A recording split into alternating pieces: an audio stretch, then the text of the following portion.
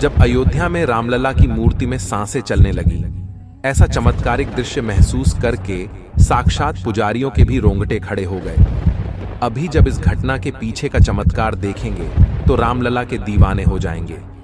शुरुआत करने से पहले अगर आप भी एक राम भक्त हैं और सच्चे सनातनी हैं तो वीडियो को लाइक जरूर करें और कमेंट बॉक्स में सच्चे दिल से जय श्री राम अवश्य लिखें।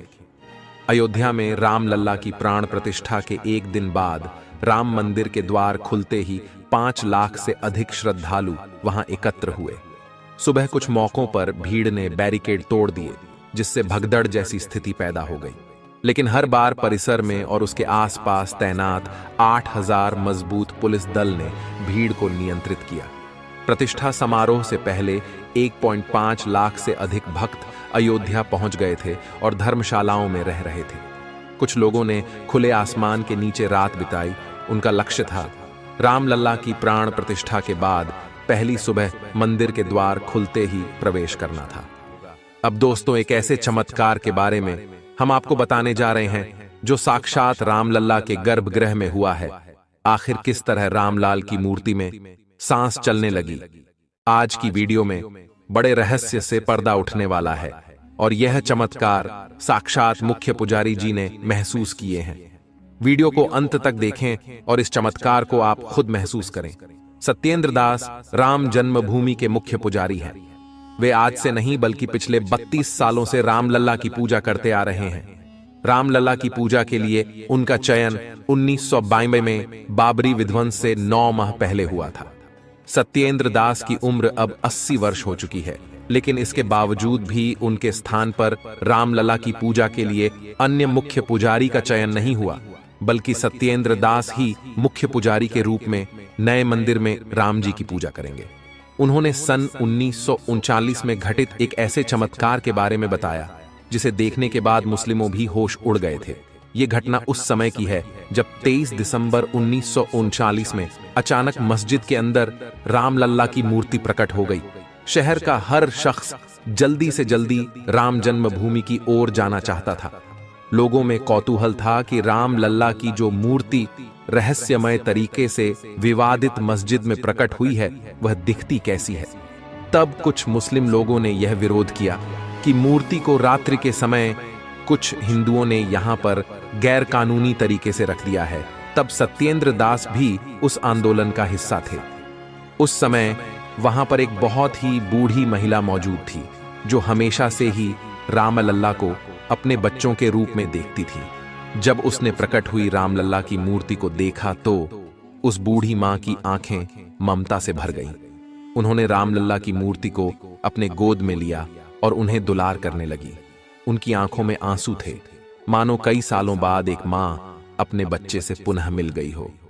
यह नजारा देखकर वहां खड़े हिंदुओं की भी आंखें नम हो गईं। लेकिन कुछ विरोधी पक्ष इस पूरे दृश्य का मजाक उड़ा रहे थे, उस बूढ़ी मां के ऊपर हंसी मजाक कर रहे थे। वहीं पर एक मुस्लिम शख्स खड़ा था जो पेशे से डॉक्टरी की पढ़ाई कर रहा था। उसने हंसते हुए बूढ़ी मां से कहा कि अगर यह तेरा बेटा है तो क्या इसका दिल धड़कता है, क्या इसकी सांसें चलती है? मुझे तो ये बेजान लगता है, तो क्यों तू इस बेजान मूर्ति को इतना दुलार कर रही है? तब उस बूढ़ी मां को अचानक से क्रोध आ गया। तब उन्होंने उस डॉक्टर से कहा कि मैं तो रोज ही अपने रामलला की दिल की धड़कनों को सुनती हूं। अगर तुझे विश्वास नहीं तो तू भी एक बार इस मूर्ति के दिल पर कान लगाकर तो देख, फिर तू भी हमेशा हमेशा के लिए इनका भक्त बन जाएगा। बूढ़ी मां की बातों को सुनकर डॉक्टर को भी बड़ा झटका लगा, लेकिन अपनी बात को सिद्ध करने के लिए वह रामलला की मूर्ति के पास गया और अपने कानों को मूर्ति के दिल पर लगाया। तब रामलला का एक ऐसा चमत्कार हुआ जिसे देखकर सभी कट्टरपंथियों के भी पैरों तले जमीन खिसक गई, क्योंकि उस डॉक्टर को रामलला की मूर्ति के अंदर से दिल धड़कने की आवाज सुनाई दी। मानो रामलाल की वह मूर्ति सांस ले रही हो, मानो मूर्ति के अंदर प्राण समाये हो। इस चमत्कार को महसूस करके वह डॉक्टर पसीना पसीना हो गया। उसने सच्चाई अपने सभी साथियों को बताई तो सभी लोग रामलला का बड़ा चमत्कार देखकर मस्जिद के बाहर आ गए। इस घटना के बाद सरकार ने इसे विवादित ढांचा मानकर ताला लगवा दिया।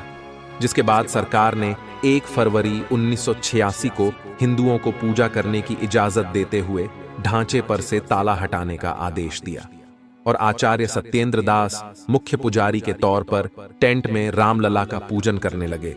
वह मुस्लिम शख्स जिसने रामलला की मूर्ति में चमत्कार देखा था, उसके बाद उसने अपनी डॉक्टरी की पढ़ाई को छोड़ दिया और रामलला को मानने लगा। सन 1942 में बाबरी विध्वंस के दौरान भी उसने सनातनियों का सपोर्ट किया। दोस्तों, आपको जानकर हैरानी होगी, आज अयोध्या में जो राम मंदिर का भव्य निर्माण हुआ है, उसे बनता हुआ देखना हमारा सौभाग्य है।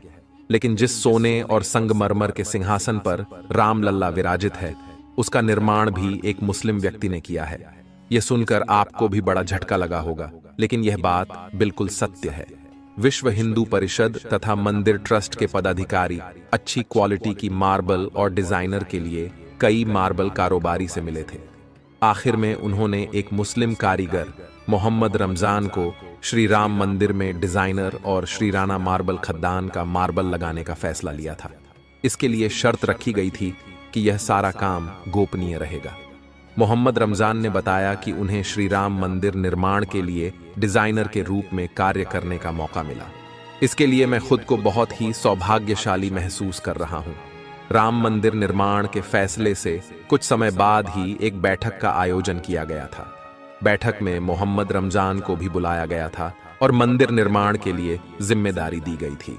उन्हें गर्भगृह में स्थापित होने वाली रामलाल प्रतिमा के लिए सिंहासन बनाने की भी महत्वपूर्ण जिम्मेदारी मिली। इसके बाद से ही रमजान के परिवार में खुशी की लहर थी। मोहम्मद रमजान ने अपनी कलाकृति से श्री राम मंदिर के गर्भगृह की दीवारों, छतों, दरवाजों, फर्श तथा सीढ़ियों पर अलग अलग कलाकृतियां बनाई। मोहम्मद रमजान के इस काम में उनके 650 से लेकर 700 कारीगर लगे हुए थे।